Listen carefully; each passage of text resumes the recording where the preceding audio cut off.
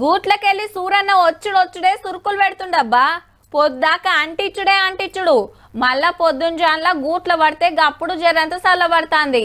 మే నెలల ఎండలంటే ఏందో చూపిస్తున్నాయి అనుకో రాదుండ్రి. ఇవాళ పట్నంలో గిట్లనే ఉన్నది కానీ పల్లెల పొంట సరచుడు జరిచింది ఆనా.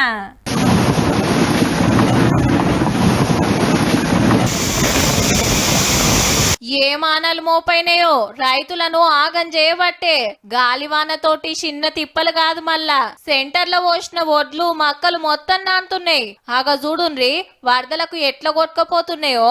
ఈడిన్ని ఆడిన్ని చిల్లం కల్లమైనాయి. కుప్పల నడుమ ఎటు చూడు మడుగులే. ఈడ ఆనల దడుచుకుంటేనే మోటార్లు పెట్టి నీళ్లు గుంజేస్తున్నారు.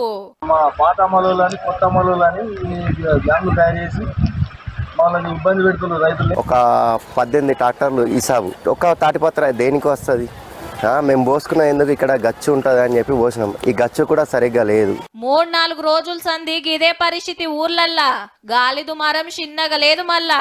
గాడుపుకు పట్టాలు కొట్టుకపోతుంటే ఆగబట్టలేక ఒక బాధ కాదు, అటు ఒడ్లు దడుచుడు రైతులు దడుచుడు. కాంటాలు పెట్టిన బస్తాలు కూడా నానిపోతున్నాయి ఆడాడా. 20 రోజులు వేసింది సార్ మేము తెచ్చి మక్కలు. చూడండి సరే ఎట్లా తడిపిందో. భారత వస్తే అంత కొడితే 4,000-5,000 వస్తుంది సార్. భారతను మొత్తం మొత్తం వర్షం అండి మళ్ళీ కటింగ్ అంటారు చేస్తారు. మొన్న కటింగ్ చేసి ఇప్పటికే 3 కట్టలేదు. ఆదిలాబాద్, నిర్మల్, నిజామాబాద్, జగిత్యాల జిల్లాలలో ఆనలు పడుతుంటే రైతులకు మస్తు తిప్పలైతున్నది. ఇంకో 3-4 రోజులు గిట్లనే ఉంటదట. రైతన్నలు చూసుకోండి జర్రా.